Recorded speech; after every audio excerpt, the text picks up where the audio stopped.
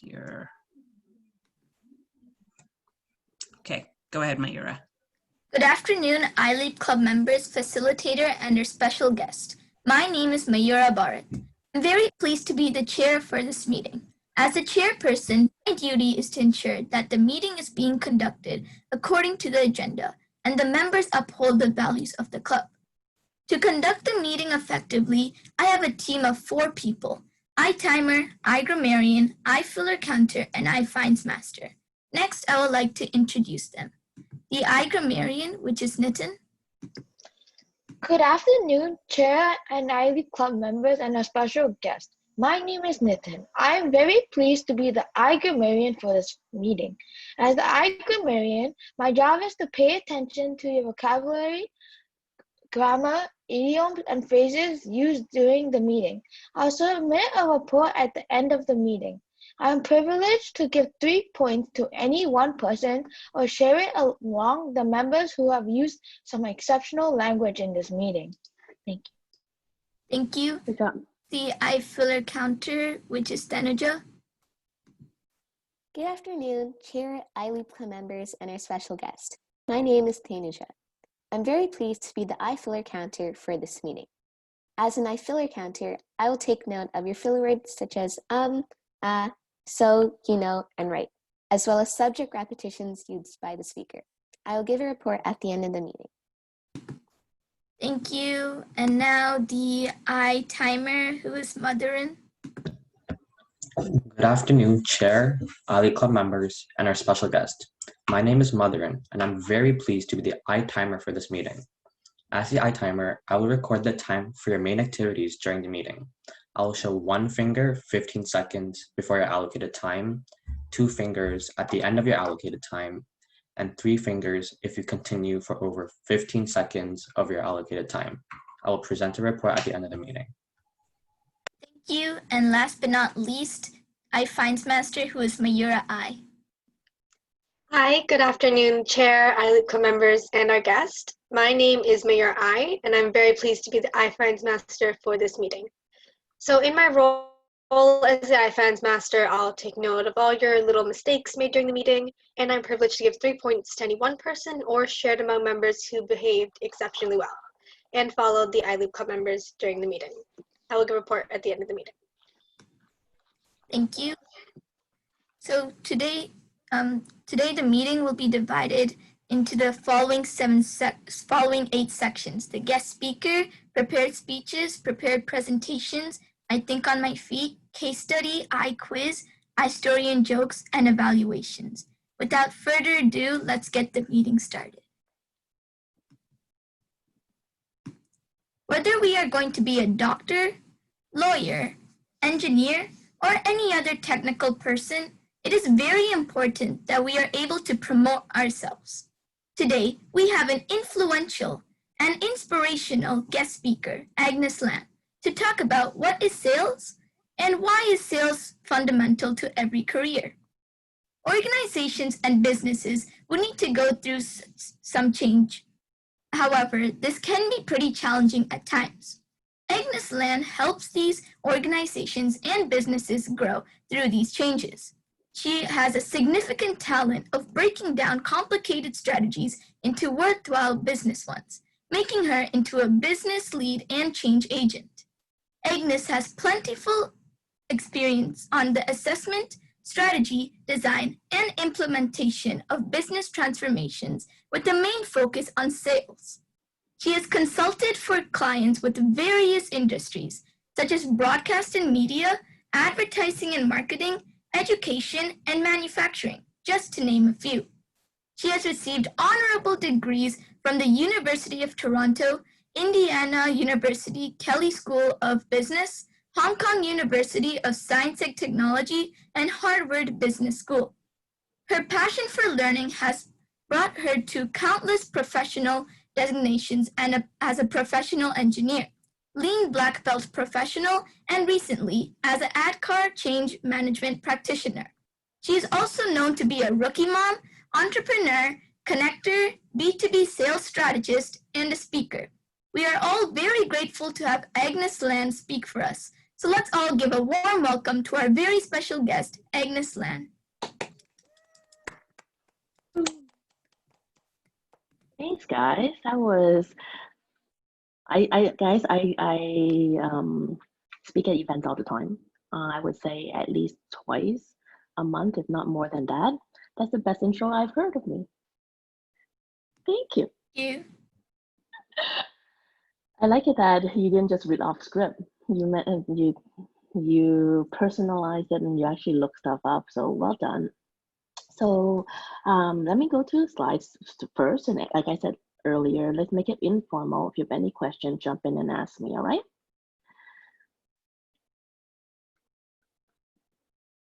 You guys can see my slides? Yes.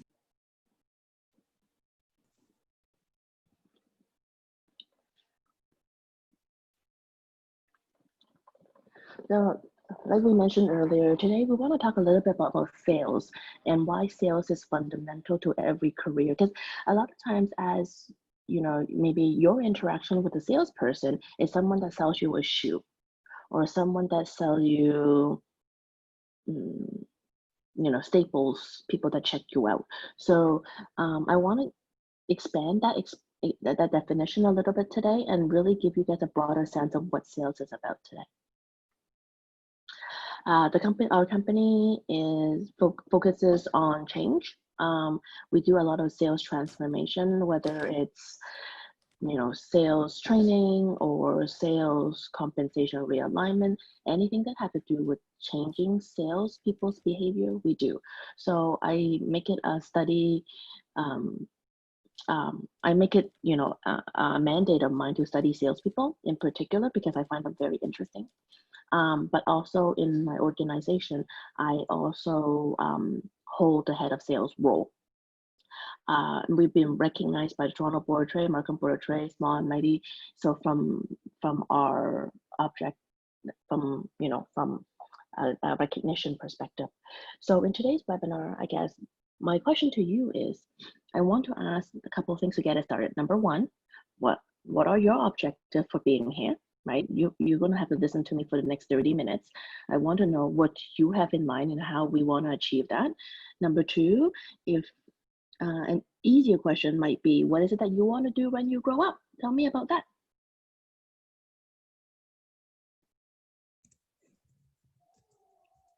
Let me see. Who wants to get started? Maybe the easier question, what you want to be when you grow up, and then what are you hoping to learn out of sales? Who wants to raise their hands, answer? Yes, Sharnavi. Well, when I grow up, I want to be a doctor. And from the sales, I want to learn how to be a good businesswoman. Okay. Well done. Anyone else? Yes, Mayura, I. The easier question, I really have no idea what I want to be when I grow up. Very but to learn from sales, I think I just want to know how to interact with people in sales and how to talk to them and kind of know just the basics because I know pretty much nothing.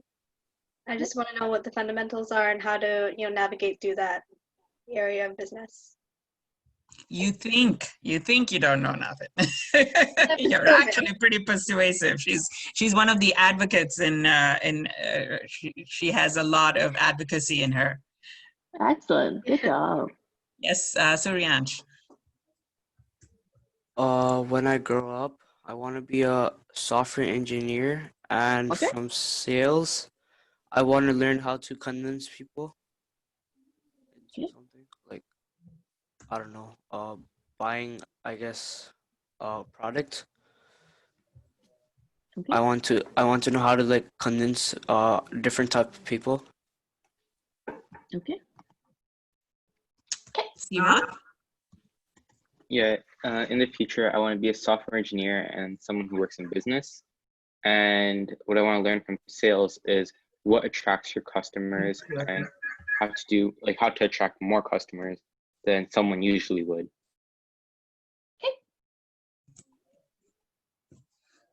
Yes, Mayura B.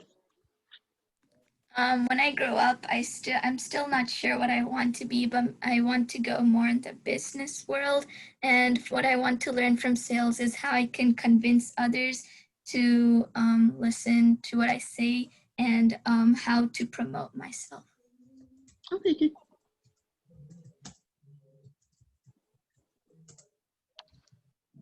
Good job, guys. Anyone else? Yes, Mother N. So when I grow up, I want to be a software engineer. And what I want to learn about sales is how to like promote your business and maintain like a stable company.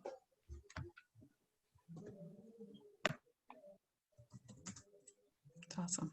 Anyone else? Okay. I think we're good. Okay, so you know what, guys? Let me tell you a little bit about myself first. Perhaps that will help you sort of figure out how to take my advice into your own. I actually have an engineering undergrad. As you guys heard, I'm actually a professional engineer. And I would say probably 3 years in, my VP and I had a performance review. And she went to me, she said, Agnes, I don't know how you do it, but whenever you talk to the government to get information from the government, all my other engineers takes 2-3 weeks to get anything back. And you take 2 or 3 days. Why is that? And I'm like, I don't know. I just ask. For me is, I have a question, I need something, I reach the phone and I ask. And she's like, well, you know, you really have a way with people. Have you thought about doing business school? And I'm like, yeah, I have. I just don't think I'm old enough. I think I need a bit more experience before I do business school. So she said, well, you know, there's nothing like saying no to yourself. I think you should give it a try, because if you don't try, you don't know. So that quarter, that review was in September, and I went and got myself, and I've always wanted to do a master in business administration. So it isn't like it wasn't in my career path. But I just didn't think, you know how sometimes you have self-doubt about, oh, I'm not ready yet. So, on her push, I applied to about 5 handful of schools. And I got in all of them. And when it comes to, time to pick which one, I decided that, I've done most of my schooling in Toronto. If I don't get out of Toronto, I would never forgive myself. So at an age of 26 and a half, I decided, let's pack my bag and get out of here. So I ended up picking Hong Kong. Partially is because I have family there, but partially is also because it was a good hub for traveling within Asia. So I figured if I'm going to take a year or 14 months out to myself, that's where I want to go. Honestly, guys, best experience of my life.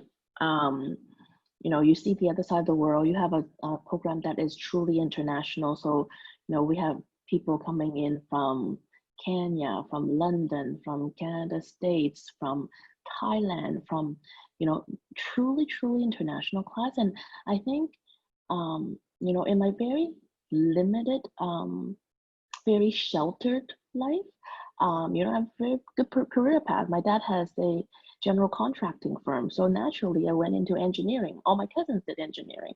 So it wasn't that I was that exposed. I walked the path that I'm supposed to walk. Like probably many of you, I'm hearing a lot of software engineers, right? That's what your parent wants you to do.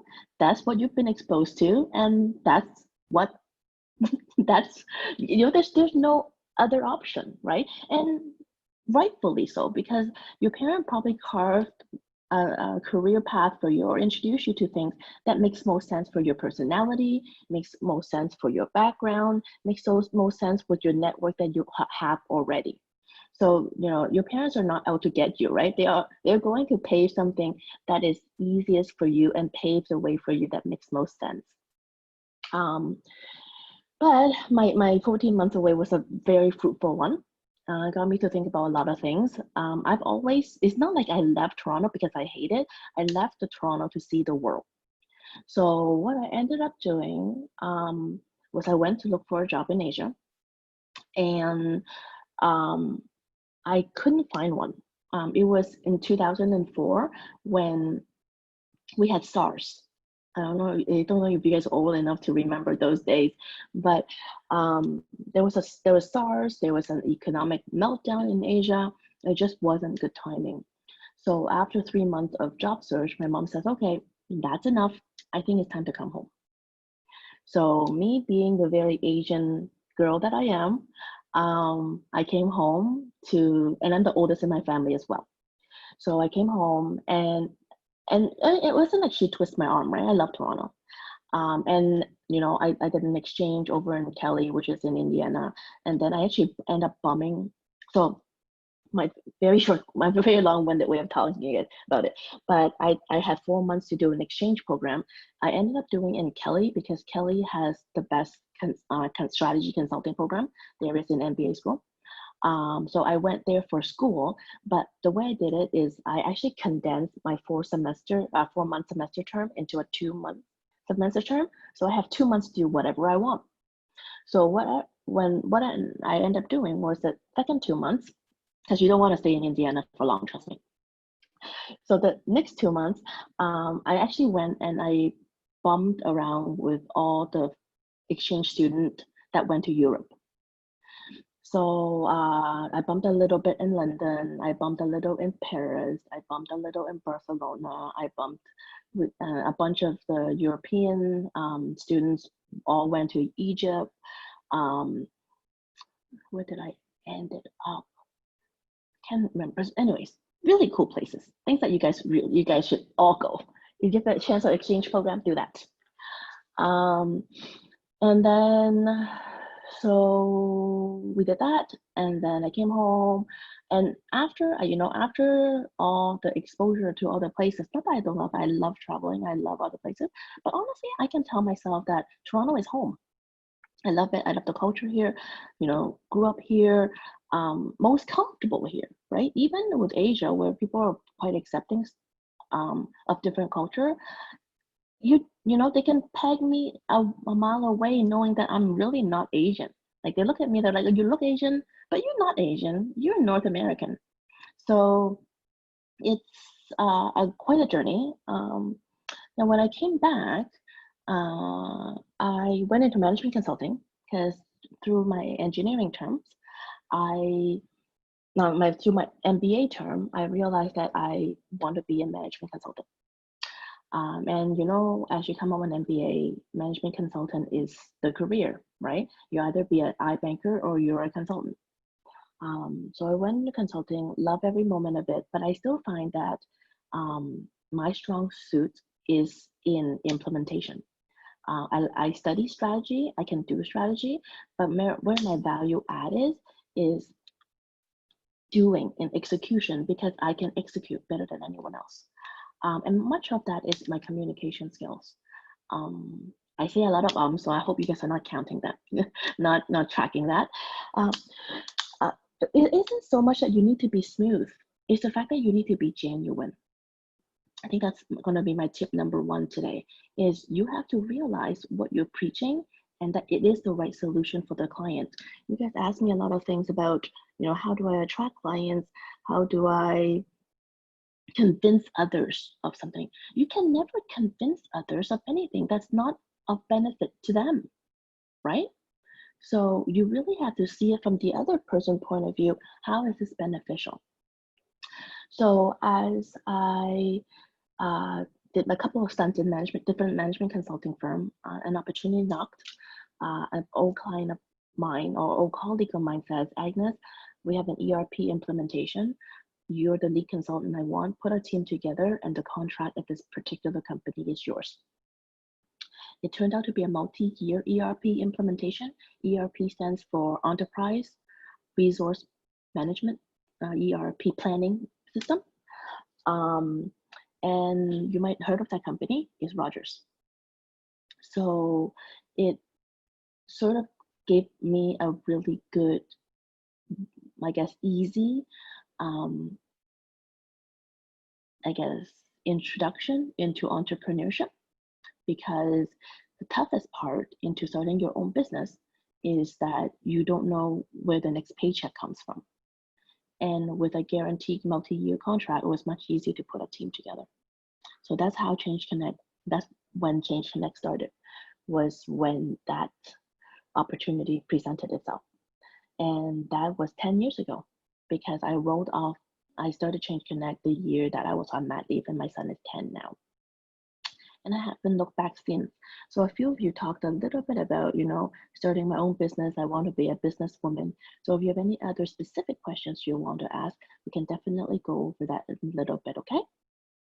So I think aside from the fact that one of you want to be a doctor, which I have no aspiration to be, kudos to you for doing that. I think a lot of what you guys are telling me, I hope it resonates with you, because just because you want to be an engineer or just because you want to be a vet, there is sales element in every part of your interaction with everybody, whether it's an internal person you're trying to convince or whether it's an external customer that you're trying to convince to buy your product. There is a real talent in getting buy-in, especially, my tenure at Rogers ended up to be 6 years. And especially when you're trying to convince somebody internally in a bigger organization and then you want to push your own agenda, there's some real convincing that needs to happen, that you need to minutiae around some politics as well. Cool? Let's see what else we have next. So the definition of sales. Let's take a quick look. And when you look at sales, this is generally what I find people figure what sales are, right? You go to the store, oh, the clothes doesn't work, oh, fine, this is the dress, right? I'm gonna pack this up for you and then I will ring you up. Normally when people think about sales, that's what they think about. But it isn't quite so, right? Sales, if you think about it, sales is a problem solver that tries to address your customer's pain. So back to, some of you guys were saying, well, how can I convince my customer this is the right thing to do? I don't want you to convince them. I want you to put a case story together. I want you to I want you to story tell. I want you to think about how to solve someone's problem and plan a story such that they realize you're helping them with their problem. You're not there to sell them, guys. I tell my guys all the time, my sales team all the time, if you're trying to sell somebody something, then let's stop. You know what? Let's close that deal and find someone that you can help rather than you can sell. Okay. The other thing that's important from a salesperson's perspective is you have to be an empathetic listener, right? If you can't solve someone's problem if you weren't listening in the first place, how do you know who the problem is? You can have the same solution that you're trying to sell from client to client, but the way that you use the solution to address the problem can be quite different. Like, for example, we sell sales services, right? We sell sales training. And for some client, we're selling sales training to their underperformer because we're that last line of defense. If you guys can't even make them better salespeople, these people are deadbeats. I'm gonna fire them. Sometimes the problem we're addressing are people that are underperforming. At times, sometimes, we are helping people that are already killing it. They are top sales. But imagine the commission they take in if they went from an A- sales rep to an A++ sales rep, and how much the organizations will make more as a result of this person being a bit more, maybe the presentation skills needs a bit more work.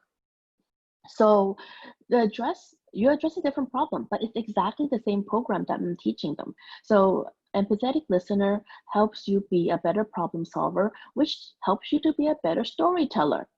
Nobody likes to be sold. If someone tells you, this TV is 42-inch, 4K, buy it. You're like, well, right? But if you walk into a Best Buy and you said, man, Super Bowl weekend, you're gonna have your friends over, your 32-inch TV is not gonna do. Buy a 50-inch TV. You're gonna buy it because you want to be that cool guy that have invited your friends over to watch Super Bowl. Actually, just so you guys know, TV sales actually every given year, the most TV sales across the country, in the States and in Canada, from a volume standpoint, they sell the most TV the weekend before Super Bowl. And that's exactly the reason why. And then last but not least, a lot of people say, oh, salespeople just go and have lunch and they golf. And I hate that. My mom always calls me in the middle of the day and says, Agnes, what are you doing? Are you working? I'm always working, right? But it is the discipline. Sometimes it doesn't look like, work doesn't present itself as work when you're having lunch, right, with a client. But you can be very sure that as you're having lunch with your client, there's plenty of selling involved in what you're saying. So, and everything is calculated as you have a conversation with these clients because you're trying to close a piece of sale. So you want to be very careful in terms of how you go about speaking to your client because that's a deal you have on the table. So you have to be cognizant and disciplined. I find a lot of sales rep, they don't follow through. Like, you're trying to convince somebody of something. It doesn't have to be a sales rep. It can be an engineer for all I care, right? You're trying to get another department to play with you nicely, or you're trying to get another software engineer to finish their module or their piece of code before they can sort of mesh your code together with theirs. Their progress is slow. You can't finish without them. Telling them once isn't gonna help, right? Isn't so much like, hey, when are you gonna finish? Well, I don't know. But if you turn around the conversation and, hey, I'm done mine. Hey, I'm finished early. You want me to help you with yours? And so we can both hand this in on time or, before it's due. So no, our bosses is not on our backs about this. Much easier. You offer help and you're giving them the benefit of if this piece of code is not delayed, your boss will not be on your back. So the conversation, the language has to be around what is the benefit in getting what you want for the person that you're asking this ask to.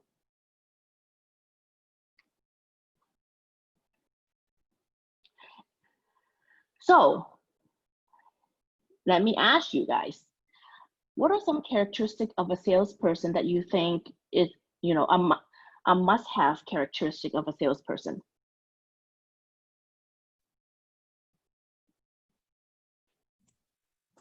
Yeah, Mayurai, go ahead.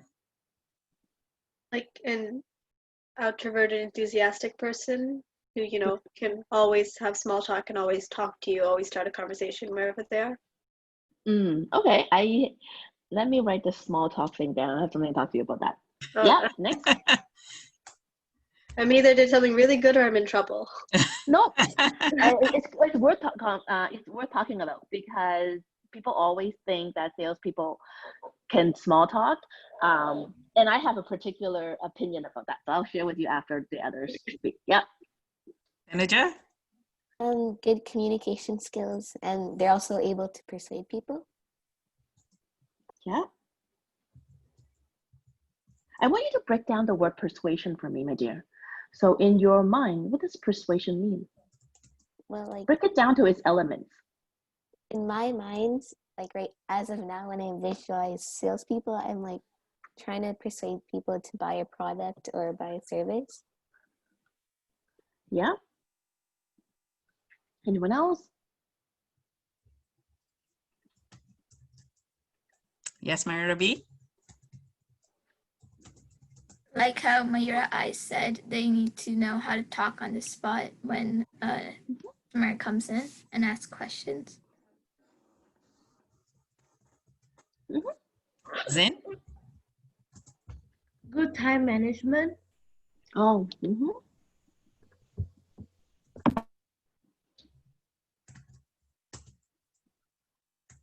Excellent. So let me give you guys some feedback. Definitely good time management. If you think about if you work in a software engineering team, you're likely going to be in a team of 5.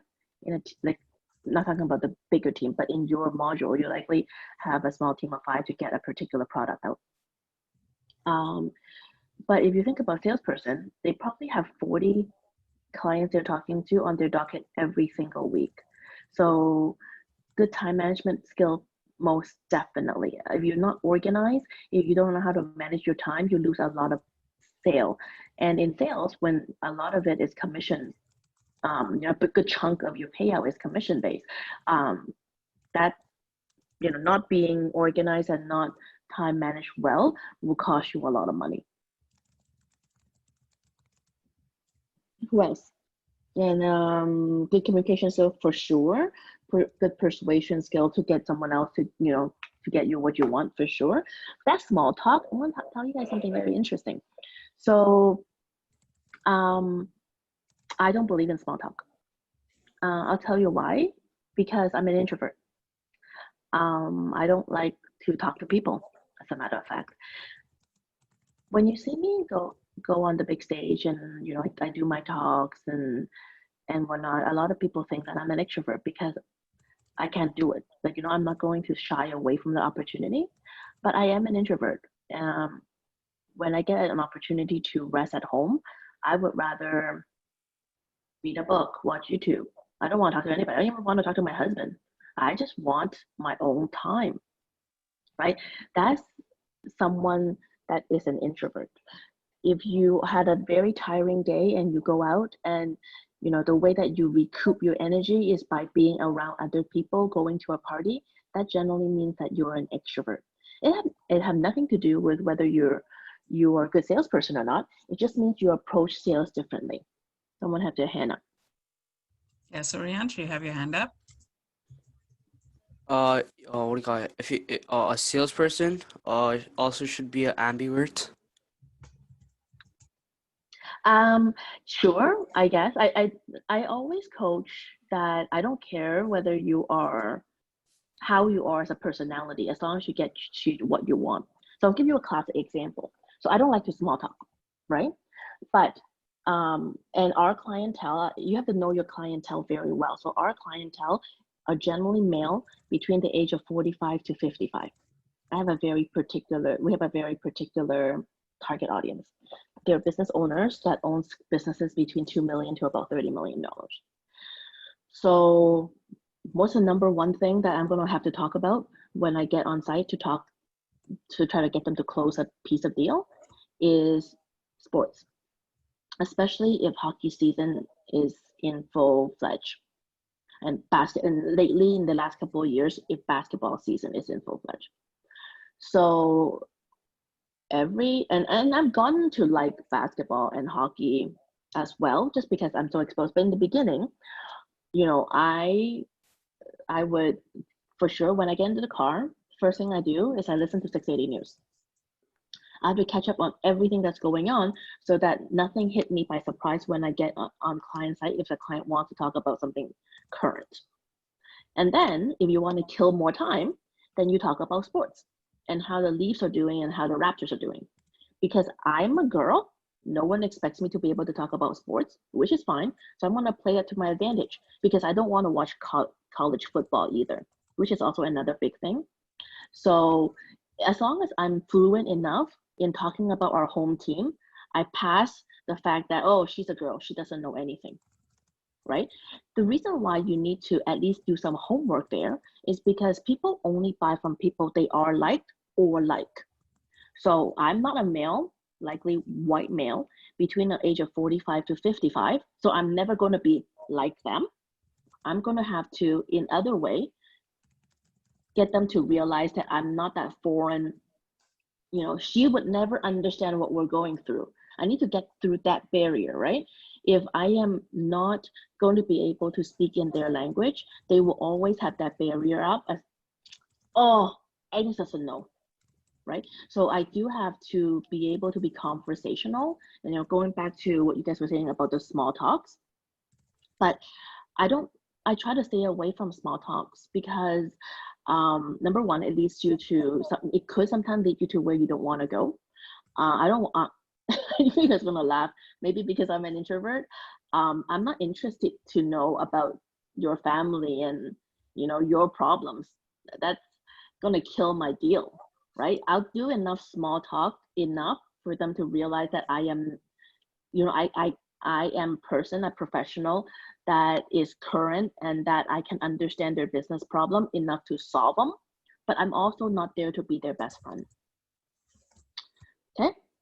And I think there's a fine line there between how much effort you put in, because you do have to put in some effort, because they do have to like you. If they don't like you, they won't buy from you. Same as, you know, your workmates, right? Back to my engineering day with the government.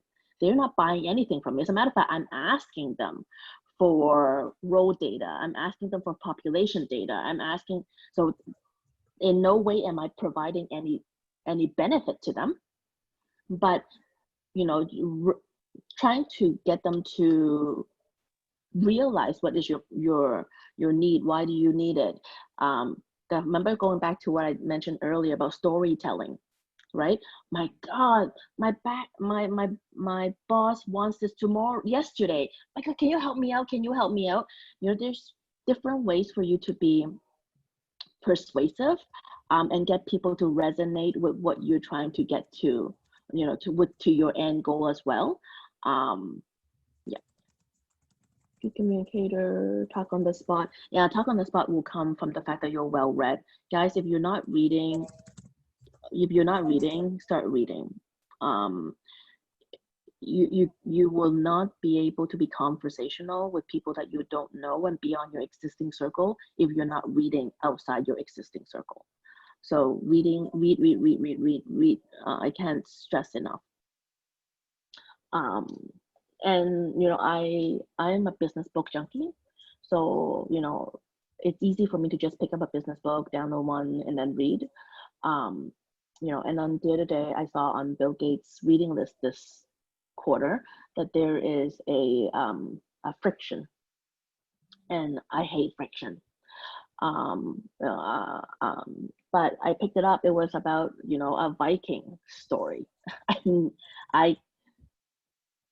I cannot resonate with a Viking, but if it's on his list of books to read this quarter, I decided to pick it up, and it was okay.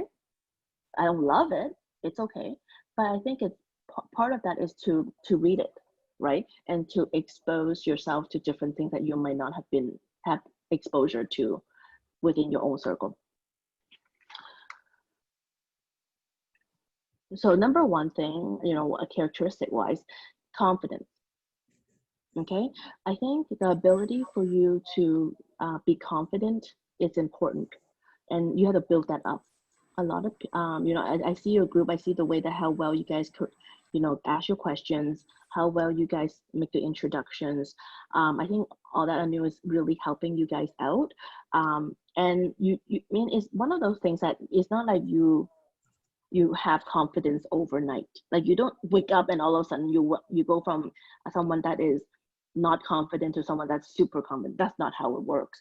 So the key there, I think, is to really put yourself out there. Even if you're scared the first time, you're going to be less scared the second time, less scared the third time. So it's a matter of just putting yourself out there, and eventually you'll get it, guys. No questions. I have all the confidence in you guys that you guys can do it, but don't let yourself stand in the way of your success. Number two is passion. So I see a lot of you guys pick your different career path, or the idea, you know, I have no idea what the business path, your career path may be. I suggest that you find something that you're passionate about. Number one, because if you're passionate about what is it that you do, it doesn't matter how many hours you put into work. It's enjoyable, and naturally you get better. You get better because you're interested in what is it that you want to do. So it's important that you have the passion. And as well, if you're passionate about that product, you're naturally going to have a persuasion. You're able to persuade other people of your mission as well, because you're passionate, right?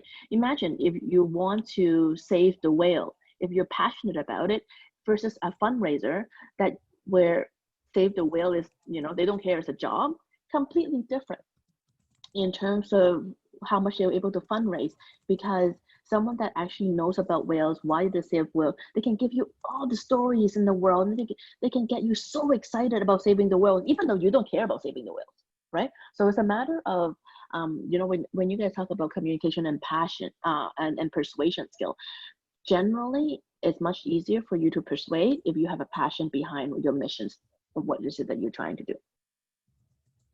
Last but not least is enthusiasm. If you go into a Taco Bell, right, and you want to order something, it makes a world of a difference if that Taco Bell person is happy or enthusiastic versus someone that they're like dragging their feet, walking to the kitchen counter, pick up their thing, and don't address you for 5 minutes, right?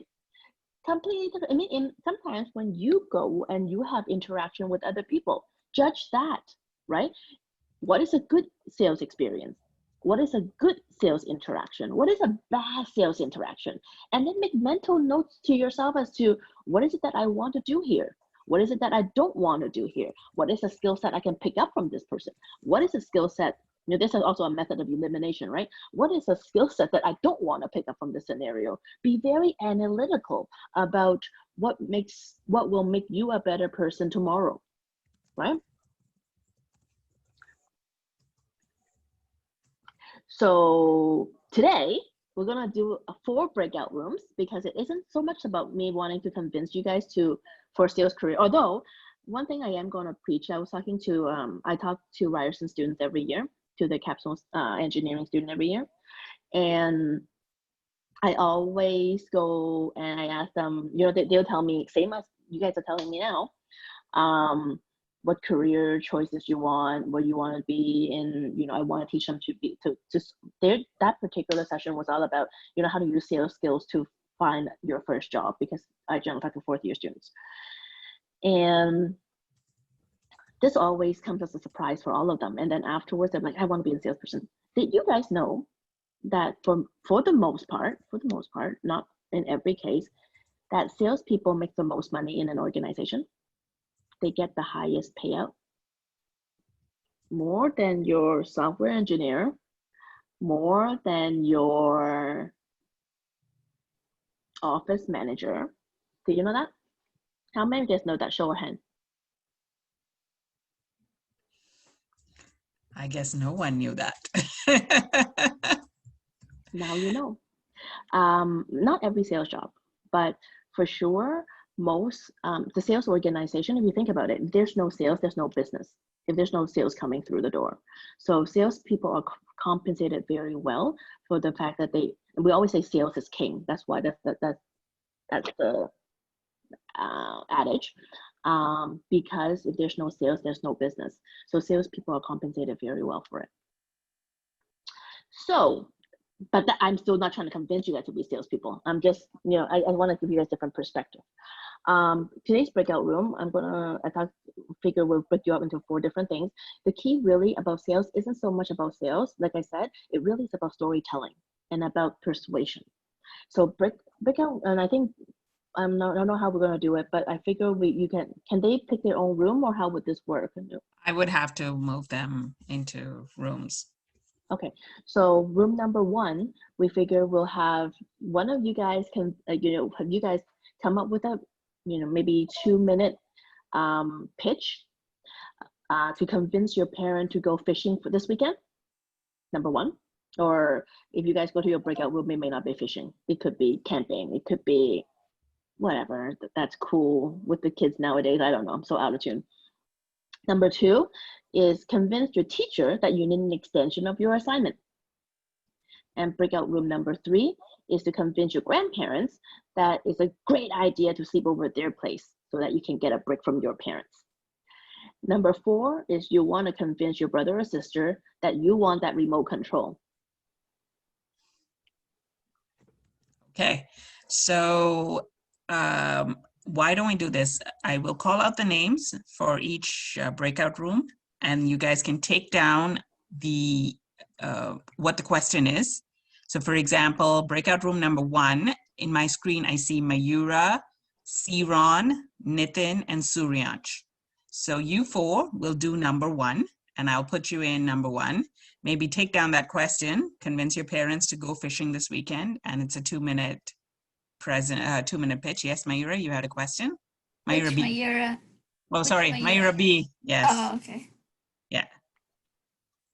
Was that your question, Mayura I? Is she in the breakout room? She's in the first breakout room. Yeah, she's in the first breakout room. Sorry about that. Yes, Mayura B. Another Ron. Sorry. Yeah. When we're giving the pitch to you, are we pretending like, you guys are the parents? Yes. Yes. Okay, so Mayura B, Siran, Nitin, and Suryansh in breakout room 1. Tenuja, Swati, Mother, and Kavya in breakout room number 2. So you guys take down that question. Tanya, Mayura I, Shangeet. Why don't I put you 3 in breakout room number 3? And for number 4, it's Sindhuja, Shranavi, Zin, and Dahlia.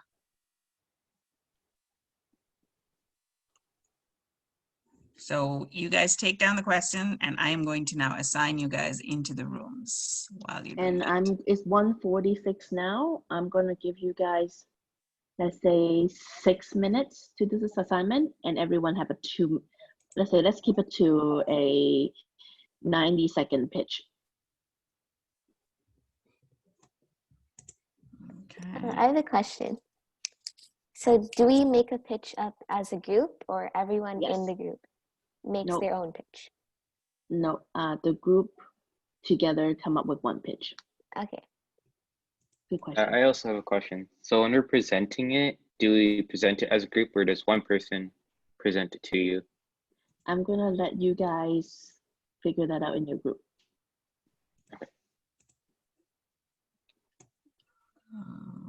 Dahlia, okay. And Agnes, did you want to go into each breakout room? I can keep assigning you so you can help them out, or did you want to, yeah? Sure. Yeah. Okay. All right. So first I'll put you guys in the breakout rooms, and then I'll send Agnes over to each one.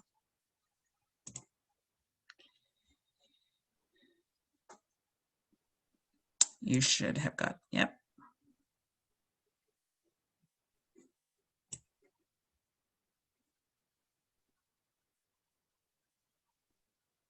One more. Yeah, Swati and Zin.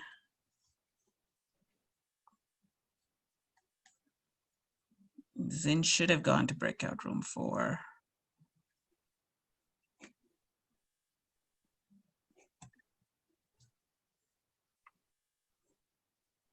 Yep, she's done. Okay, so I will move you first, Agnes, to breakout room number 1, which is Mayura, Nitin, Siran, and they're going to do convince your parents to go fishing or camping this weekend.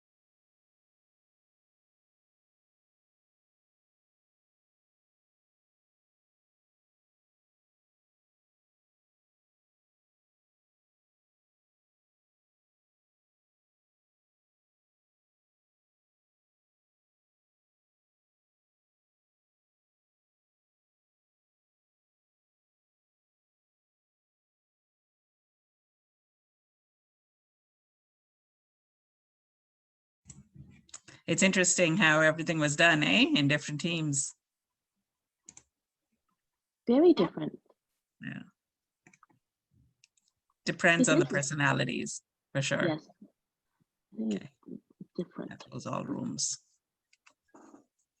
It's not bad. It's just different, and Mhm. good mix. Impressive group though.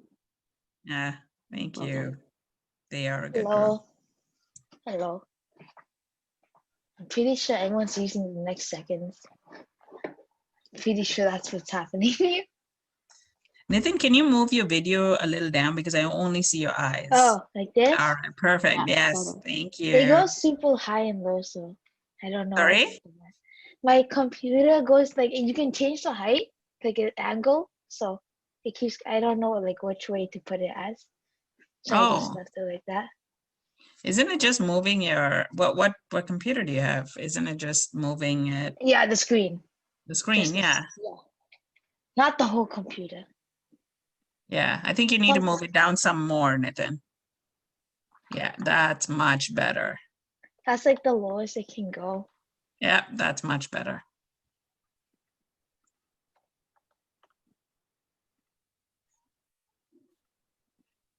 Are they all back? I think, hold on one second. No. Yep, they're all back. Okay. Okay.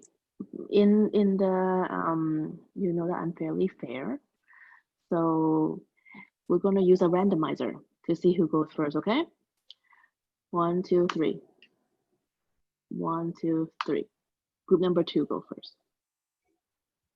Guess you guys can see what I did there, right? Let's do it again. 1, 2, 3. Group number 4 go first. I think group number 4 needed some time.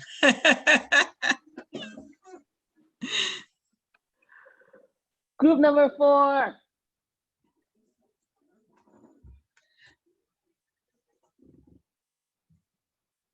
Yeah, Mayurai? Not group number 4. Can I just leave and get water for a Yeah, second? sure. Yeah, sure. So group number 4 was Sindhija, Sangeet, and Zen.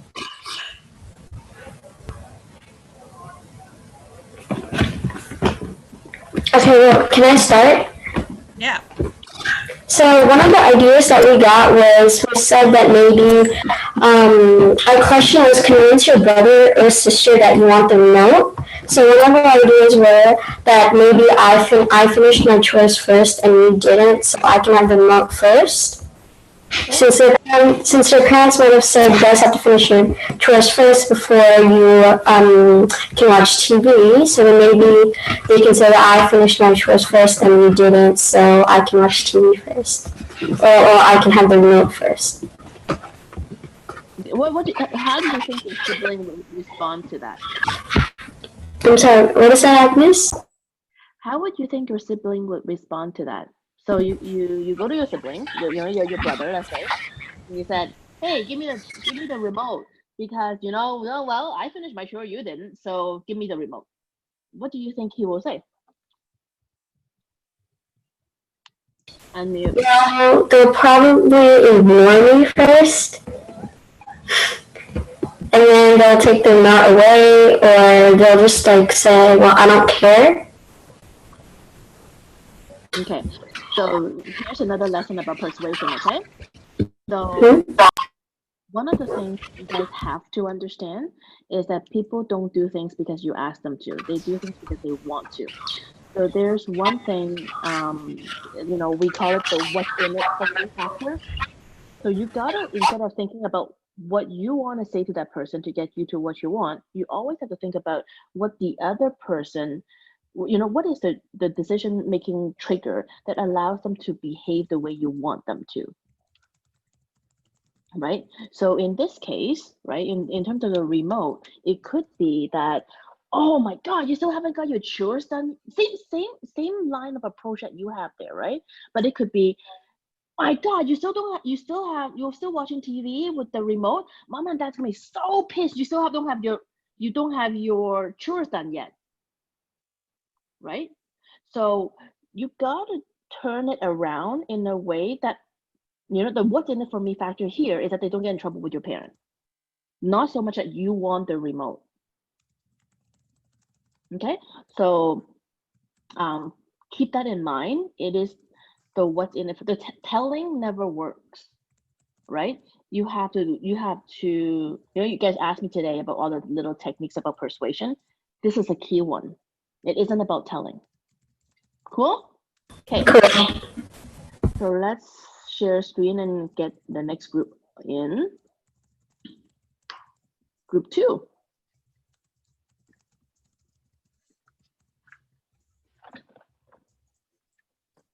Okay. All right.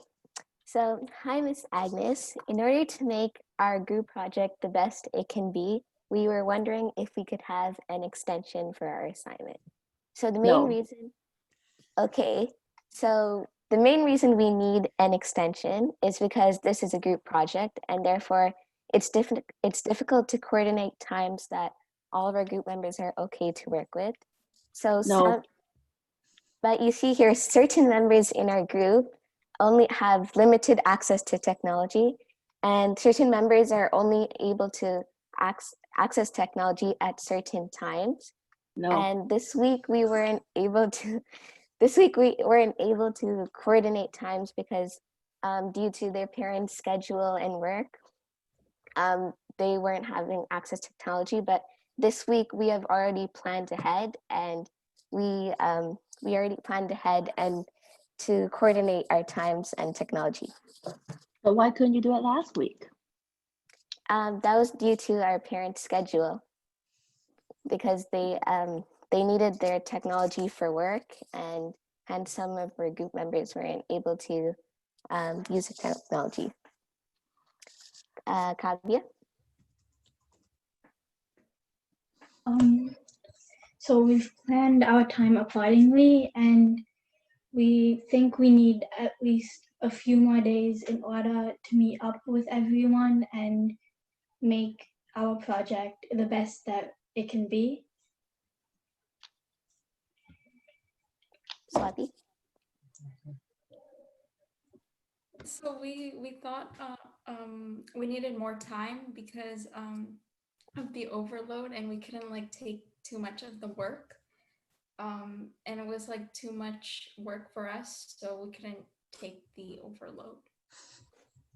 But that would be unfair to the rest of the classmates that's finished their work, guys. But we're really planning to go above and beyond this project. We really believe that we want to do the best we can, and in order to achieve that, we believe that we could use a little bit of extra time in order to achieve that. How can I make it more fair for the other students that already handed in their work last Friday? You can mark theirs. You can mark their work more generously, as you're telling me how to do my job now? That's not nice. Okay, well, we are trying to get an extra credit, so you can give everyone the same option, and if they want to do an extra credit, they have time for an extension as well. But everyone already handed in Friday, just you guys. I don't understand. Everyone else was able to coordinate their schedule. You guys are in the same class. Okay, I'm being hard on you guys. Obviously. I was like, please don't cry, please don't cry. The normal, I mean, my son is at 10, he's in grade 4. So I know most teachers, if you ask, they'll just give you one. So I know that. But same as the what's in it for me factor. Guys, when you think about teacher, especially teacher, that's why I want to bring the raise the awareness of the fairness. As a teacher wouldn't be a teacher if they weren't fair, right? When the last time that you see some, a teacher being unfair, well, how do you feel? Because I mean, teachers are human too. They're gonna have favorites, right? Well, how do you feel when you realize that certain people get away with stuff more than other people, right? The rest of the class, they lose their authority based on the fact that whether they're fair or not. So fair becomes, and when we talked about characteristic earlier in class today, being a teacher, one of the characteristics is going to be that they have to act fairly as often as possible. So going back to the same comment I have for the other group, it's what's in it for me. So yes, I know you want an extension, but from my perspective as a teacher, I would look like I'm unfair. I will have to now allocate extra time a week after when I allocated the time that I'm supposed to mark all these group projects. Now I have to allocate extra time to mark yours because it was handed in late. There's nothing in it for me to give you this extension, right? Aside from the fact that I'm nice, right? And that I want to do this for my student. So, and this particular scenario was a trick question because there's definitely less in it for the teachers to give you that extension. So generally, what a teacher wants to hear is that, number one, and I think first things first, I think you guys all have to learn this lesson as well, is if you guys are in the wrong, apologize, right? Especially with a parent, a grandparent, a teacher, you're not at work, right? So you're in a very safe playground to be wrong, and it's okay. You learn from your mistakes, right?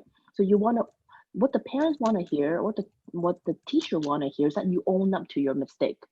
So before you even go and convince why teacher needs to give you an extension, you need to go and remember earlier in class today, we talked about storytelling. Remember? So number one is you want to say,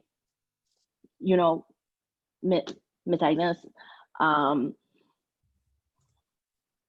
we were unable to finish our assignment, and you also don't want to tell the teacher on Friday when it's due on Friday. You want to tell your teacher on Thursday or Wednesday, knowing you won't hit your Friday assignment. Okay, and that's key because that tells me you planned, you couldn't plan, you tried. But if you tell me on Friday, it tells me you didn't plan properly, you didn't know this was coming, and you failed to get your job done. Completely different in terms of how your teacher would approach giving you an extension or not, right? This is elementary school. Comes high school, it's going to be tougher, right? So your storyline has to be around, I own up to my mistake. This is why we didn't get it done. And I have learned a lesson, because the teachers, what's in it for me factor is that you learned a lesson, right? So I have learned a lesson. We have this plan now to get it to you next Wednesday instead. I hope this is acceptable. Make sense? Yeah. Cool. But good job though. I was just trying to be hard, but you guys, well done. The thoughts there. Now you see how all my line of approach, I haven't changed your line of approach or your persuasion lines, right? All I did was I looked at it from a different lens, from the person that you're trying to get an extension to, or your target audience's lens, and turned your same argument the other way that make it appealing for them. Mm-hmm. Okay? Or make it easy. I always say make it easier for them to say yes. Cool. And you're gonna trust me on this one because I don't want to project. Next number is number 1.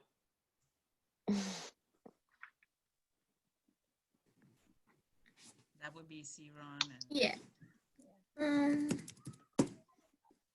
Parents, can we go fishing today?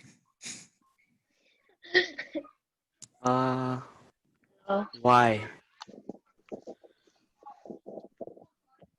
Well, because of COVID, we've all been inside for a very long time, and I thought maybe we can get some fresh air, and it would be more healthy and fun for us. Why don't you go to the park? Because it will be a very nice weather. It's a very nice weather by the lake today, and also we would be much more safe going fishing instead of going to the park where we don't know who would be there and if it will be COVID-19 safe. Okay then. Sure, we'll go. Yay! Yay. If you guys if you want to say anything. I was so strict and he just comes in and says yes. Lol. Let's find this person. Easy parents. Siran, you want to say something?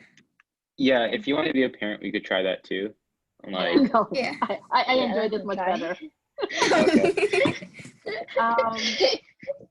So I'm gonna ask you guys. So closer, I want to ask team one, what is the what's in it for me factor here for the parent? Team one, children. Do you guys know what what's in it for me factor? Do you know what that means? Why? What is? Why would a parent say yes? Like, what are you trying to convince them of? What's in it for me factor? You know, what is your line of approach to convince them that this is the right thing to do? Joanne? So, in case they said no to all of those things, I knew this might happen. So I would say, well, I've been talking to Grandpa, and since his birthday's coming up, and he really liked to go fishing, I thought maybe as a surprise birthday gift, we can take him to the fishing dock, and we'll all go fishing together. And I feel like if the parent forgot to buy a gift or something, we can involve that so that it makes them look like they did something wrong, and we can use that to our advantage so that we can go fishing. Good job, guys. I have to say, you guys are very creative. The what's in it for me factor for me as a parent, a couple of things. I think number one is that you guys want to get out and you guys just don't want to be staying at home in front of a screen. And sometimes that's enough as a what's in it for me factor. You know, what's in it for the parent to say yes. I think that's probably an easy way to explain this. Because you know what the parents' triggers are. The parent wants the kids to be well-rounded, right? So the fact that you guys want to get outside, the fact that you guys don't want to go to a park. I was impressed with that you guys brought up a good point is, well, what about going to the park, right? It's true, because it's easier for me to send you to the park, right? The what's in it for me factor is still, well, what is an alternative, right? Going to a park and you guys said, oh, you know, there's more kids in the park. It's less COVID safe. And that's another what's in it for me factor from a parent's perspective is, you're right. I want to send you outside. If I send you to the park, there's more kids there. Maybe I will spend the extra 30 minutes to drive you to somewhere where we can fish for an afternoon. And spend some, you know, you're right, going back to let's spend some time together. So still need to think about how to talk to your parents, and less telling, more convincing, but good job. And then group number 3 is left. Right now, Myra, Tanya, and I are all siblings. Oh, perfect. Yeah, and Oh no, not in real life. Okay, right now you guys are all siblings. Okay, got it. okay. Grandma Anu, Grandma Agnes, can we sleep over at your place today? At home, it's so boring. Our parents are taking over the TV, and we don't have anything to do, and it's so boring just playing with us. With my 2 sisters, they only talk about girly things. I at least want to spend time with Grandpa also. Also, I have a school project that I need to work on, and it's about our grandparents. So I need to find out some stories about you guys, and it'll be very helpful to get some facts of the past and your generation. Plus, you guys are like getting kinda old. Not that you look old, of course not. But we just really want to spend time with you before, you know, anything happens. But the thing is that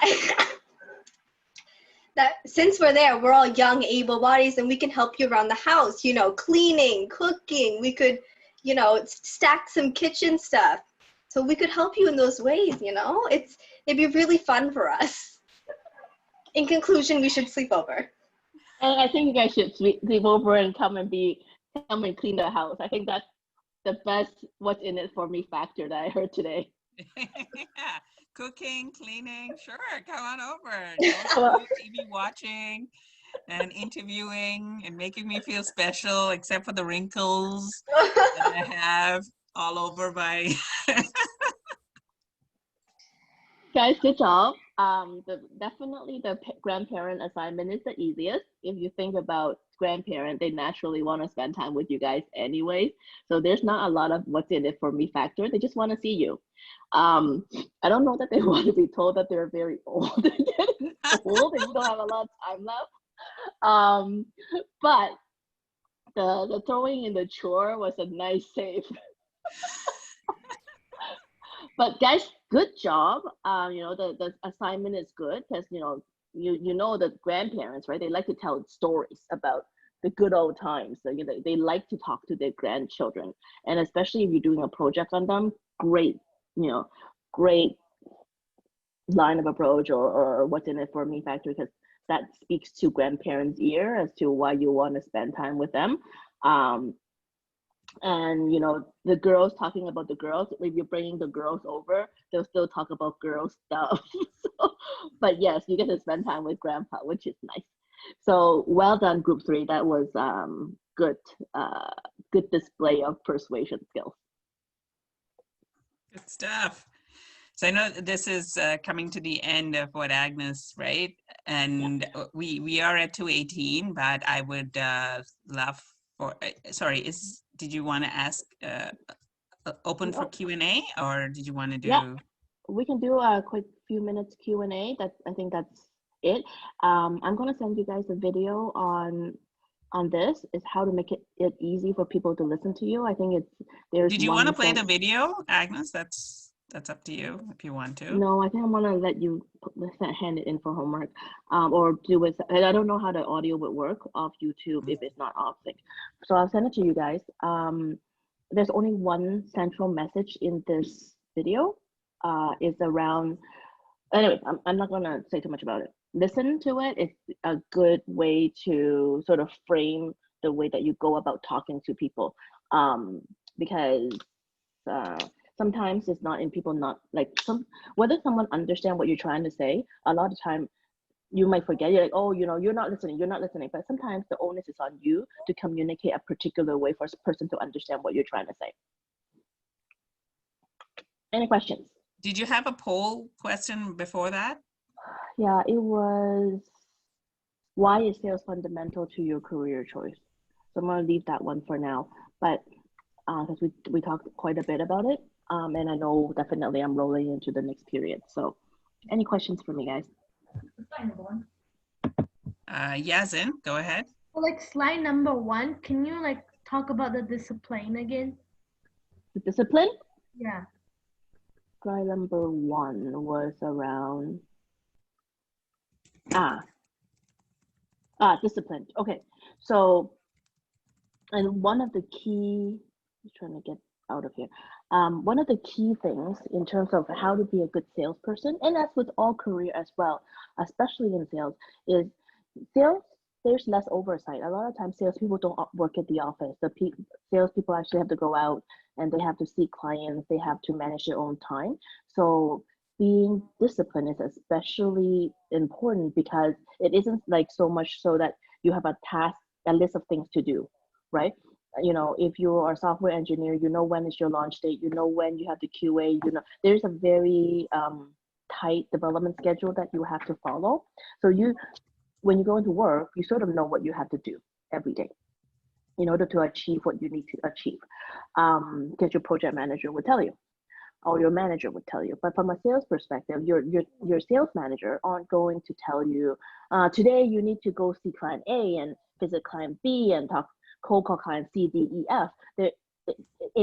They aren't managed the same way they are managed in other departments, and hence discipline and self-motivation becomes extra important in someone in sales.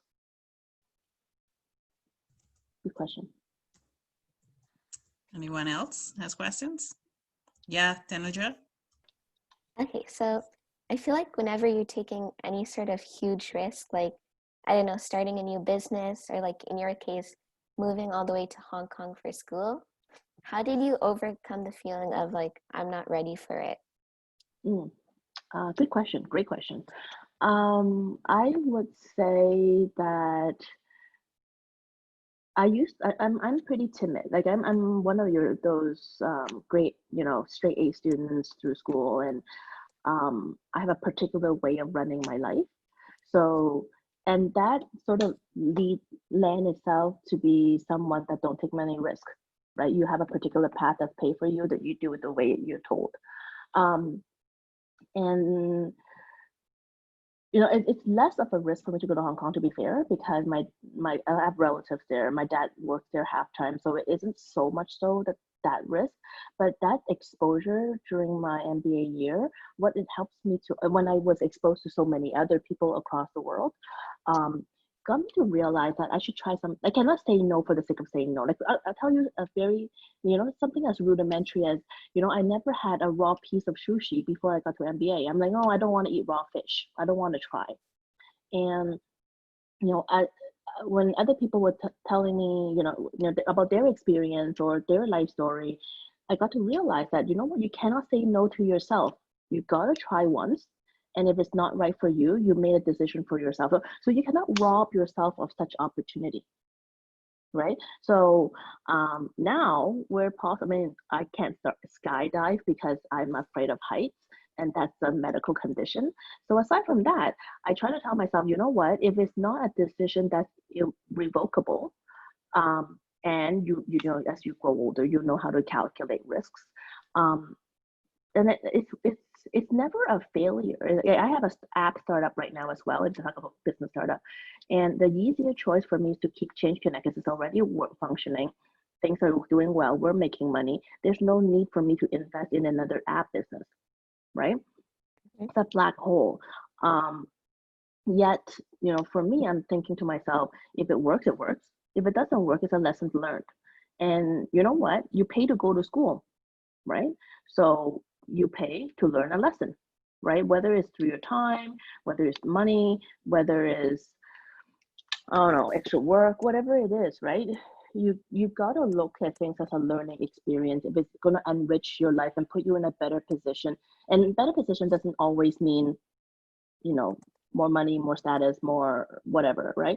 More experience will also put you in a better position tomorrow. So I think that have become something I have adopted, and honestly, it made my life a lot richer from an experience perspective. And I've honestly gained so much more friends along the way. So, good question. Thank you. Siron, and then Suryansh, and then Mayura. Yeah, so when you have that one person you're trying to sell an object to or sell something to, and then they always oppose to whatever idea you're trying to say, or they always say, no, no. How do you catch that person's attention, and how do you get them to say yes?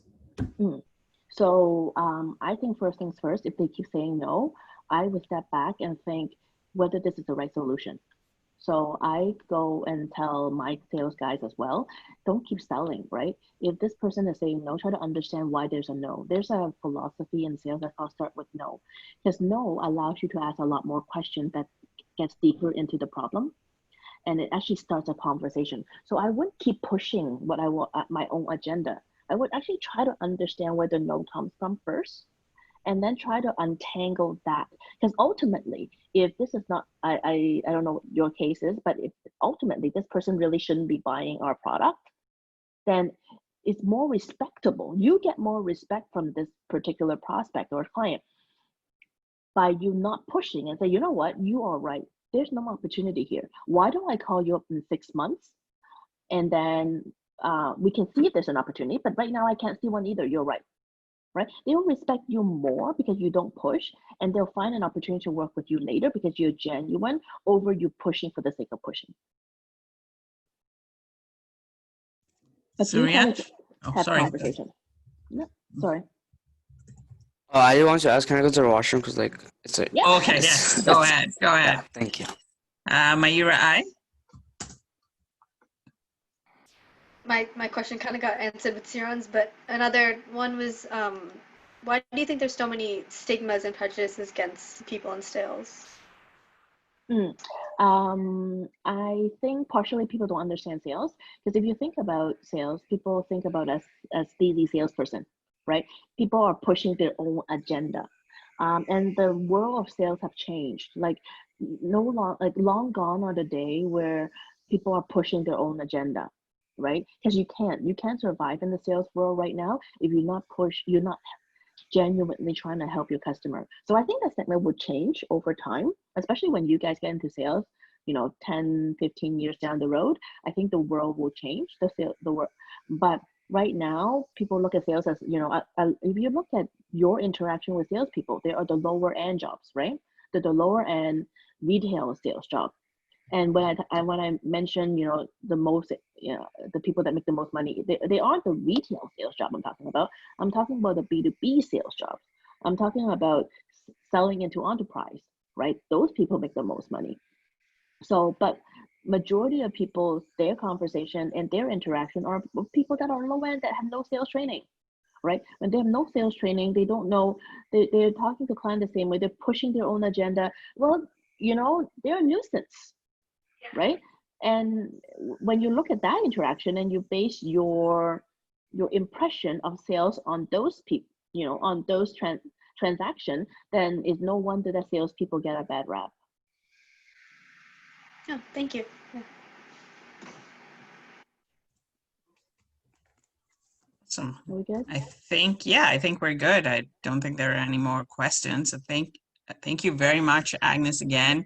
I think I've learned a lot about sales, and you are right. Sales is one of those things that hasn't been taught as much, even not just elementary or high school students. In fact, my kids are learning about sales through their young business, bracelets business that they've started. And it's all about educating. We have to look at it from a perspective of we're here to educate, we're here to solve problems versus we're here to push an agenda on. And I think you did a phenomenal job, especially with the breakout rooms and challenging these students and giving them many concepts, even the what's in it for me concept. I'm aware of it, but as you can tell, a lot of them weren't aware of it. And it is an extremely important concept to drive through in all our persuasive speeches. And I'm sure my students who are doing the 1-minute video persuasive speeches are going to immensely get an immense amount of help with this class that you had, Agnes. So thank you so much. We have one more question, I think it looks like. Oh, Zin, yes. So for like the breakout rooms, I forgot what you said for like for like my comments on the breakout room, like the one that how do I convince my brother and sister to give me the remote? The remote part, the way that you guys approached it is you guys tell your brothers and sister to give you the remote, right? You're like, you haven't done your chore, so I get the remote. And there's nothing in it for me. There's no what's in it for me factor. What's in it for your brother to give you the remote? Nothing. So I didn't finish chore in your mind. So, especially if it's an older sibling, they care less that they're not done their chore because you tell them that they're not done their chore, right? So you gotta turn it around in such a way that says, hey, your mom and dad caught you still watching TV, knowing you haven't done your chore, you're in so much trouble, right? You gotta turn it around and saying, oh, she is right. If mom and dad sees me in front of TV still and my chore's not done, I'm gonna get in trouble. I'll let her watch TV for 30 minutes and I'll grab the remote back. But I should go get my stuff done first, right? So you're putting your parents and their authority, you're exerting that on their decision-making criteria. Make sense? It's the same thing what you said, right? But I turned it around into something that allows the brothers and sisters to listen, because now I've opened up their mind to the consequences of them not giving you the remote, essentially, or not watching TV at all. Can you say that again? I was frozen. Zin, I think I can summarize it and share it with you after. Oh, Yeah, okay. we'll talk about that after. Thanks guys for having me. You guys are an impressive group. I've enjoyed myself. I'm sorry I cut into the time longer than I have allotted. But I've enjoyed you guys so immensely that I decided I want to spend some more time if you let me. Oh, thank you. Thank you so much, Thank Agnes. you. I definitely do appreciate it, and I will reconnect back with you as well. Thanks, team. All Thanks. right. Have a good afternoon. Thank Bye. you. Thank you. Bye. Bye. All right. So for my Tuesday, Shravani, I think there's an echo. That's why I had to keep muting you. I hope that's okay. You might want to check why. Yeah, you might want to check why. You might want to deal with that situation. Maybe you and your sister can try and figure it out together. But I will see my Tuesday class on Tuesday. The Sunday class stays. Yep. Thank you, Tuesday class, for joining. I hope you learned a lot.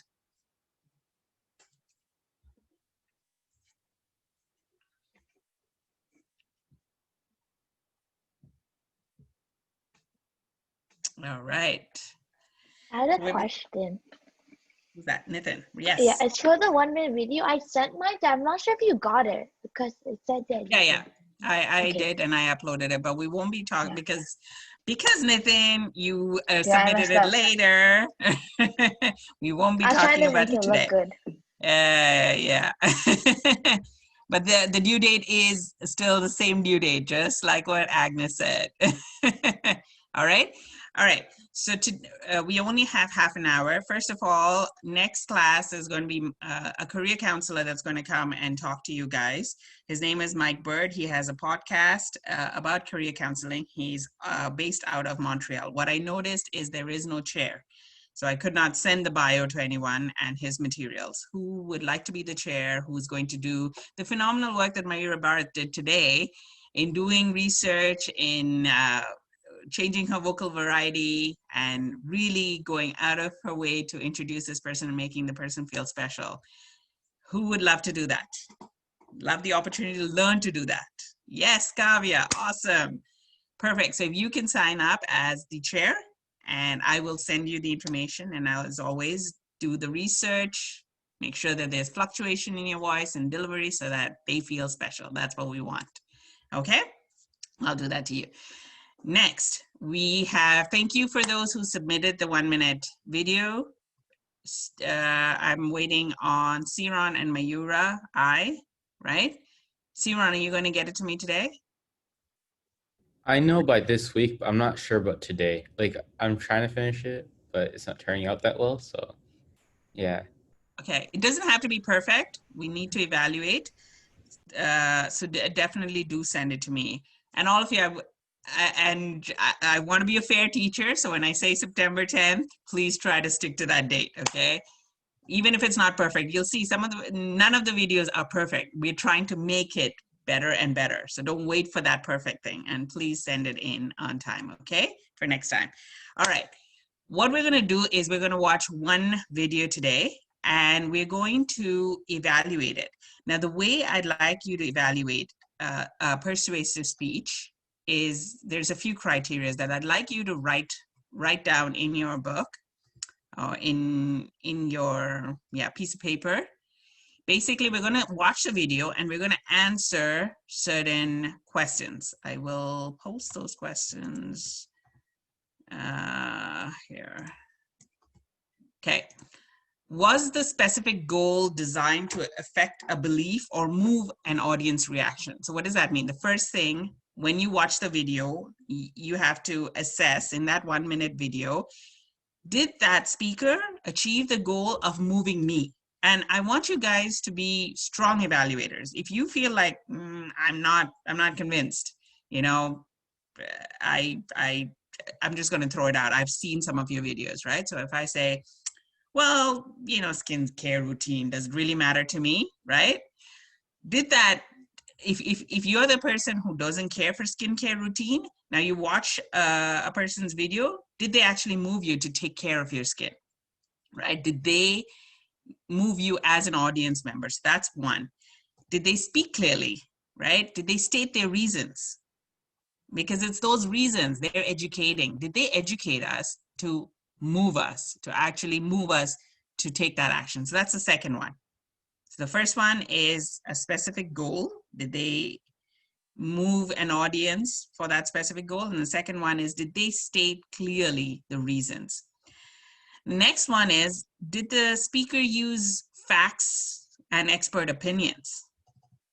Because that is what moves people, right? If you tell me that Trump is the best president out there, then tell me what your expert opinion is. I might be moved. There are people who believe that, but what is that expert opinion? If you believe that, you know, Trudeau is the best prime minister, what is your expert opinion? What has he done that makes him the best prime minister out of all the prime ministers that we have? I'm just giving that as an example. So that's the third one. Did they use facts, or was it just, oh, I feel like, you know, Trudeau is so sweet and he's so caring? Well, good for you, but I care for my education and I care for my business, and is he doing something for me? What is the statistics where business is doing much better under his leadership or not? And if they were doing much better, then exactly how were they doing much better? Was the unemployment rate much lower under his leadership? Oh no, those are expert opinions. Those are facts. Okay, so that's the third thing. And then, did the speaker use emotional language? That's very important. One of the videos that Mayura B talked about was emotional intelligence, right? Did they use emotional languages? Because what moves people? Stories. Stories move people, right? Did they use a story? Did they use emotional language to really move you? Okay? And then, what about the speaker themselves? So the next one is, what about the speaker themselves? Do they have credibility? So say, for example, I'm talking about being punctual to class and submitting assignments, and this is how you can submit an assignment. But if I don't submit an assignment on time, is that person credible? No. So are you as a speaker, is that person as a speaker credible? Are they credible to give the speech in the first place? Because trust me when I say this, when you go up on stage and you persuade people to move, first thing they're going to look at is you. Are you credible enough to tell me that? What have you done to prove to me that you're up there talking about time management? Okay? So can someone maybe perhaps read back the points that I mentioned so that we know. Yeah, Mayura. So what was the first thing? What was their specific goal, and did they convince you of it? Did they move you? Did they educate you? Did they state the reasons? And then second one? I know, let's give someone else a chance. Yeah, Mayura B. I think Mayura, I already said state the points clearly and move us. So the third point is facts and expert opinions. Yeah, did they provide facts and expert opinions? Nitin, what was the next one? I'm confused a little. Okay, so what are you confused about? Like this part, like what we're doing. Okay. So Nitin, you submitted a video, right? Your video was about people using an app to look for coupons. Yeah. We are going to evaluate how it is up to us to evaluate Like the questions. you. Right. We have to, so for example, Siron is going to evaluate you on your video, right? What is the points that he needs to look for to evaluate you? So he's going to see whether your video actually met a goal. Was he moved to using that app? Was he curious about using that app? Second thing, did you provide facts and expert opinions about using, like when you use that app, this is how much savings you can make. This person made this much savings, and it's a fact. It's an expert opinion that I'm giving. Did you do that in your video? These questions that I'm asking you guys to write is what you're going to use to evaluate someone else's video. Okay? Okay, so since you didn't catch it, maybe I'll ask someone else. Shangit, what's the third one?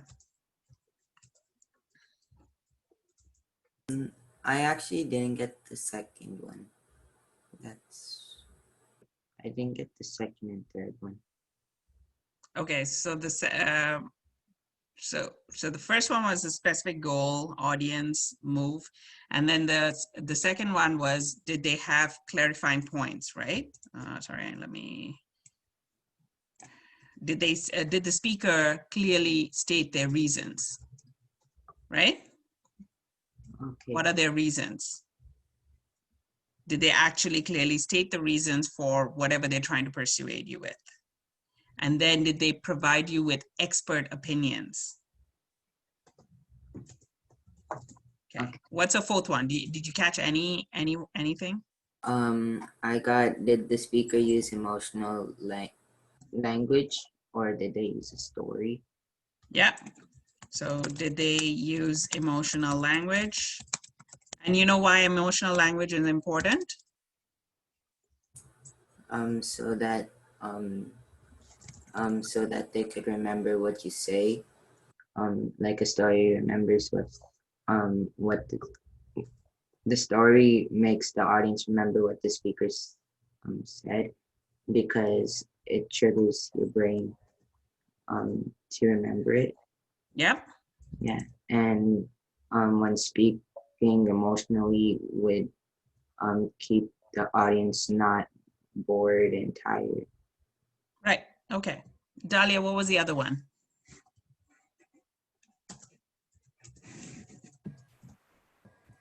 Is this like the speaker credible enough? Yeah. Is the speaker credible? Yeah. And why is that important? Like, are they capable of telling us, like, are they capable of educating us and like telling us what to do? Right. Exactly. Okay. Is there any other questions? Nitin, do you have questions around that? Do you have all the points? Yeah? Yes? So you will be able to give Yeah, an I'm effective... copying it down right now. Okay.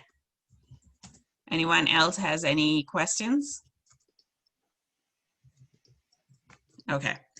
So this is the overall criteria when anyone looks at a video, because videos, you have a very short time frame to catch people's attention.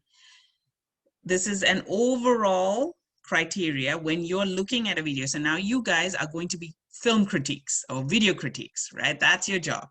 And you're going to have these criteria in your head and say, okay, check mark, yes, this person. So when I give you a video, it's 2:45 right now. I don't know if we'll have time to go through one video, but I want to go through the criteria first with you.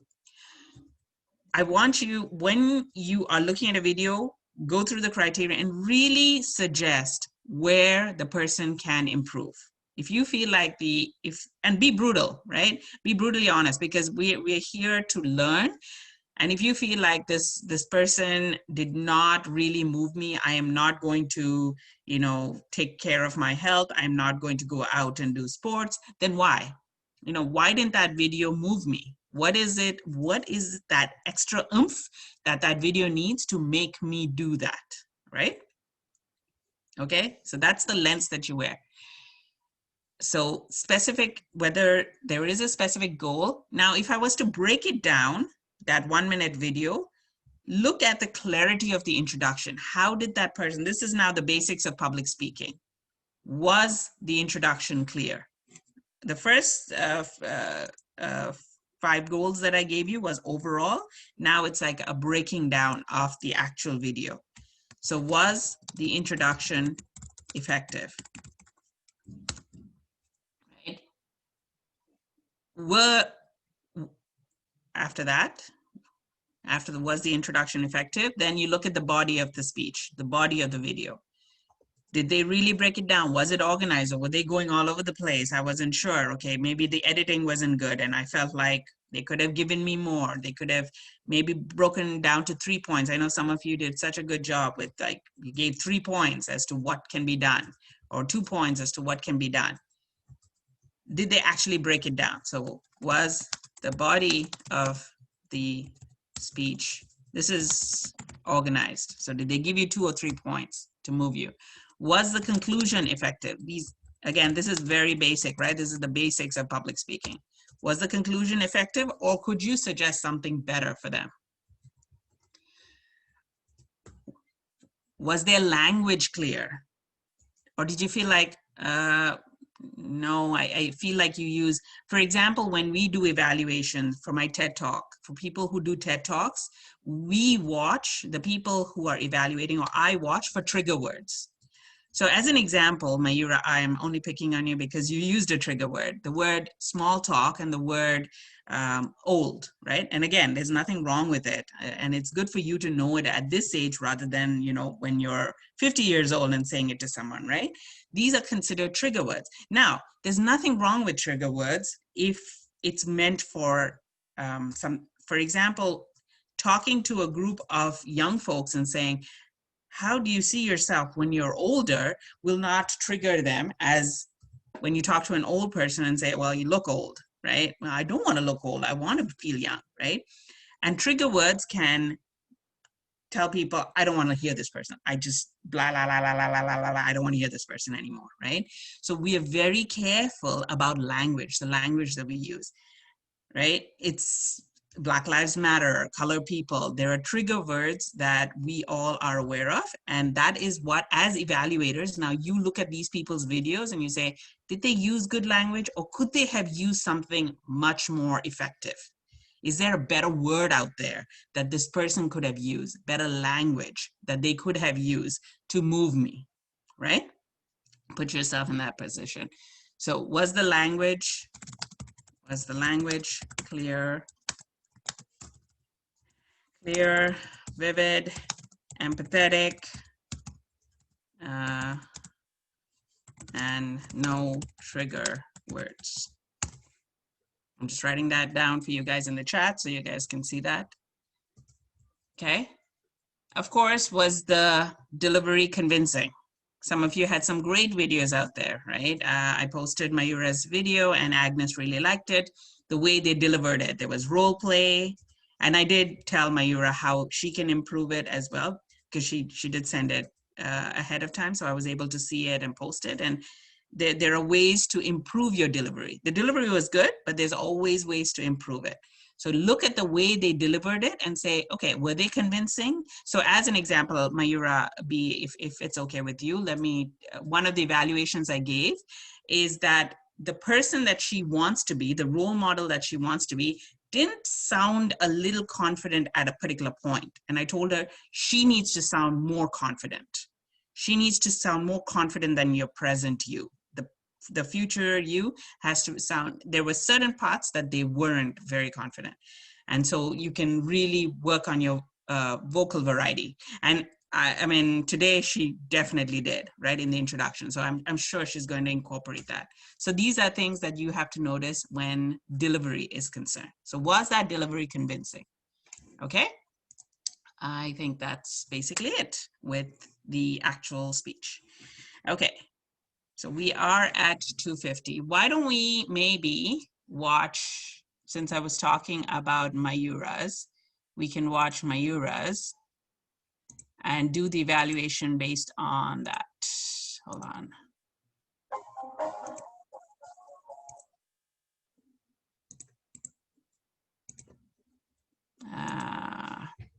I'm trying to get Mayura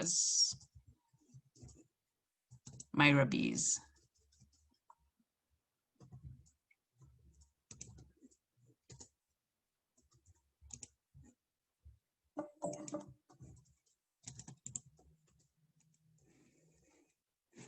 Okay, why don't you guys watch this? Oh, and before that, I sent out an email, I think a few days ago, asking you guys, all of you guys have LinkedIn accounts except for Dahlia. And Dahlia, I would like for you to open a LinkedIn account if you can, and just let me know when you do. I want you guys to really start being active and supporting your group members. So when I post a video of even the Tuesday class, I ask you guys to go in, and I know Mayura B and Tanaja, you guys support. I would love to see all of you guys support your crew, right? When they're out there and people are seeing it's also important that you support your crew. So definitely log on to LinkedIn and put your comments there. If there's something that they can improve on even, just suggest it, because these are the Tuesday students are really, really trying hard to up their game, and some of them are so motivated and want to be seen out there. So for sure, as advanced students, that's one thing I ask from you. So please, please, please log on to LinkedIn. When I tell you guys, please support them, please put in some comment, some positive comment. So maybe, hey, this is, I love what I see. Perhaps you could do this, right? Just put that as a comment and they would appreciate it. They actually read it. Like Deshaun actually reads, his mom actually reads it, and I'll be putting others. And do that for your own group as well. I really, really ask that from you guys. And this is something that you will learn as a soft skill. If you want help, you need to also help, right? To help build that community. So please definitely log on to LinkedIn and do that, all right? For Deshaun. And I know I posted Mayura I's speech on mental health. I don't know, Mayura I, if you saw that. You got some great comments, and some people even messaged me privately and said you did such a great job. So thank you so much. And again, for your own team members, definitely log on and support them. It takes a lot of work for you guys to come up with speeches and put yourselves out there. So your own team should be able to support. Okay, so Shangeet, Nitin, Dalia, please log on to LinkedIn and create yourself an account. And I think I liked his thing. Pretty sure. Yeah, but it's not just enough to just like comment as well, because by commenting, you're learning, you're pushing yourself to say, okay, this is an area that you can improve as well, rather than just like it and say, okay, like, go, right? Push yourselves to comment on things too, as well, okay? I didn't push you guys for the speakers, but I do push you guys for your own team and for the Tuesday team, because they look up to you guys and be the leaders that I would love to see from you guys, all right? All right, here is, on that note, here, just watch Mayura B's 1-minute video, and then we'll go through some of the evaluation.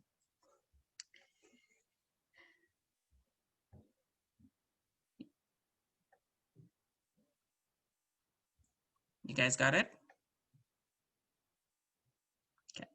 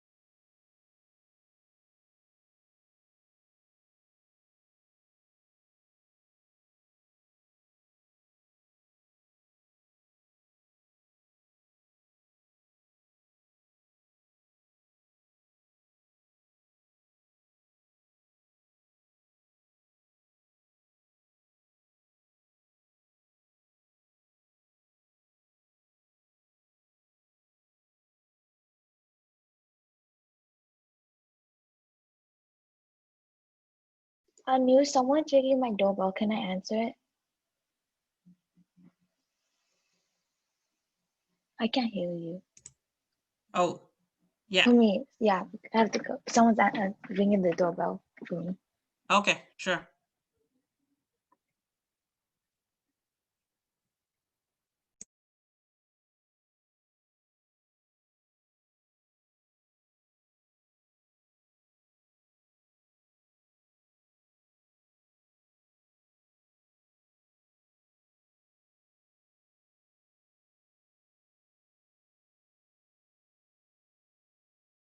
All right, you guys done? No? Okay, need some time. All right.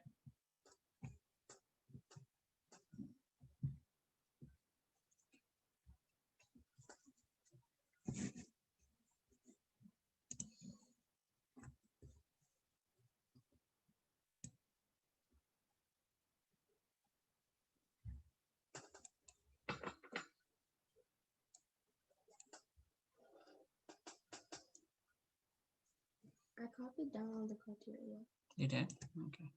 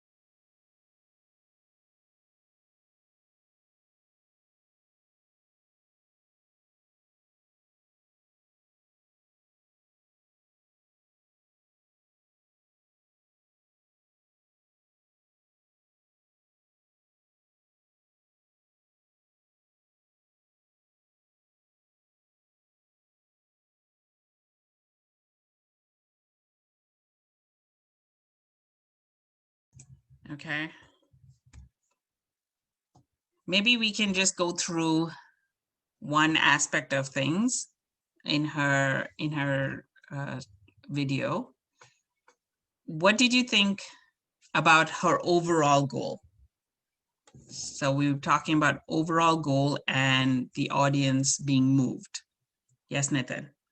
Her overall goal likes to make you wake up early than you usually work to, and be like more productive during the day.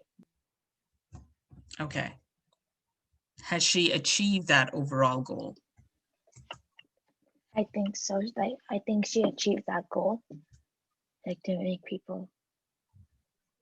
How can you say, as an evaluator, how can you say, this is where you put your evaluation cap? And Mayura B is, I know she's phenomenal. She'll take every sort of evaluation that you give. So even if you say, no, she didn't, actually, I will not wake up, I'm sure she can handle it, right? So don't feel, this class is a safe class, right? The idea is for you guys to be those speakers that when you say something, someone's going to listen to you because you've got it in you. That's where we're trying to push you towards. So if you feel like after watching this video, are you going to be one of those people who say, you know, she actually is right and I need to wake up early tomorrow morning? Yes, Tanuja. For me, can you guys hear me clearly? Yeah, I can hear you now. Yeah. Okay.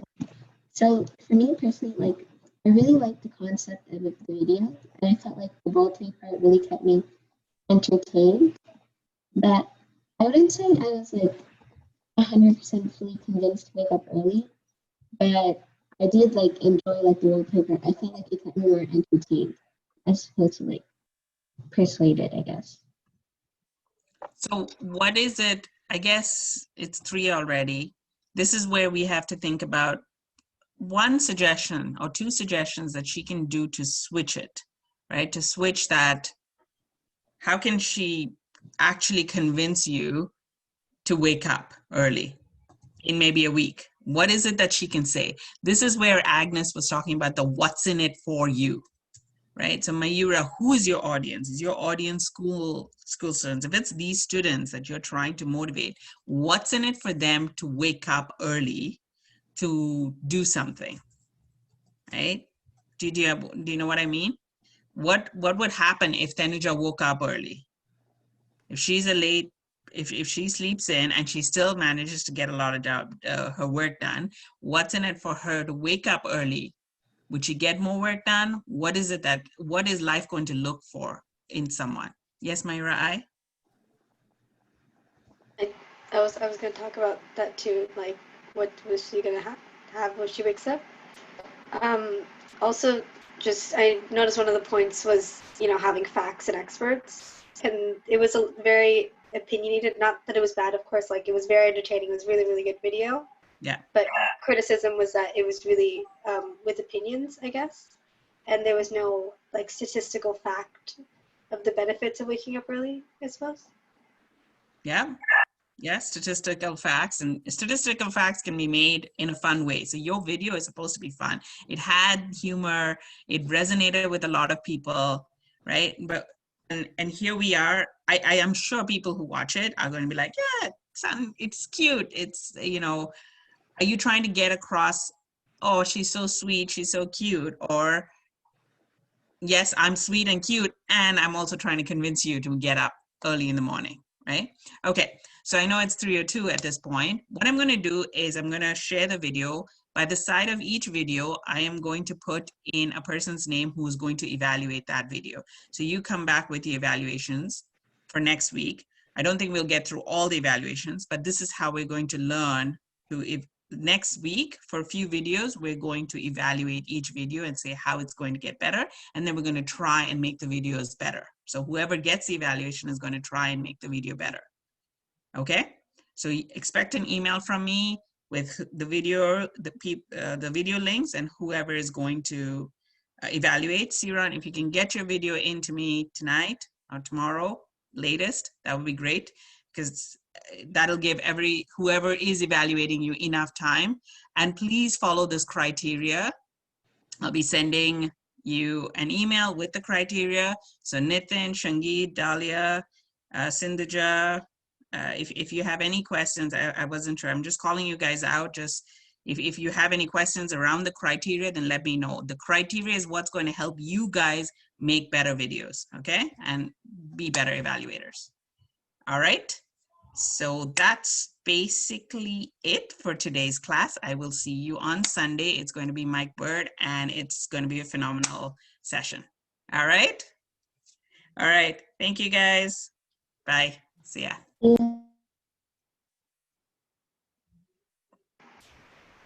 Miss Anu? Yeah. I wanted to ask you about my video.